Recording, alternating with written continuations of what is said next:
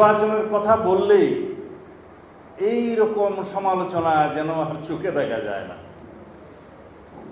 কিন্তু গণতন্ত্রের কথা বলে আপনারা গণতন্ত্রের উল্টা দিকে যাত্রা শুরু করবেন, নির্বাচনের কথা বলে নির্বাচন নিয়ে ধোঁয়াশা সৃষ্টি করবেন।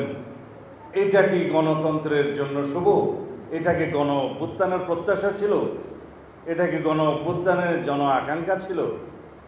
হ্যাঁ, কেউ কেউ তার নিজস্ব কেরিয়ার বিল্ডিংয়ের জন্য সামাজিক মাধ্যম ব্যবহার করতে পারেন। আমরা দেখেছি, আমরাও সার্টিফিকেট দিচ্ছি যে আমাদের অনেক সহকারী উপদেষ্টা বা মন্ত্রী প্রতিমন্ত্রীর মর্যাদায় অনেক বিশেষ সহকারী নিয়োগ হয়েছেন।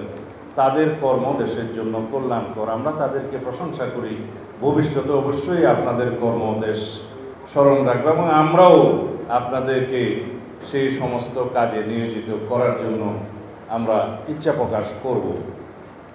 আমরা সকল মেধা এবং প্রতিভাকে সম্মান জানাই যারা রাষ্ট্রের কাজে নিয়োজিত থাকবে দেশের জনগণের কল্যাণে। কিন্তু সেটাকে গণতন্ত্র ছাড়া আপনারা পারবেন? যখনই আমরা ডিসেম্বরের মধ্যে মাননীয় প্রধান উপদেষ্টা প্রতিশ্রুত নির্বাচনী রুটম্যাপের জন্য দাবি করি, তখনই বিভিন্ন সময় বিভিন্ন উপদেষ্টা পর্যন্ত বক্তৃতা দিতে শোনা যায় জনগণ নাকি তাদেরকে 5 বছরের জন্য চায়। ইতি স্বরাষ্ট্র উপদেষ্টা কয়দিন আগে বোধহয় দেখেছেন।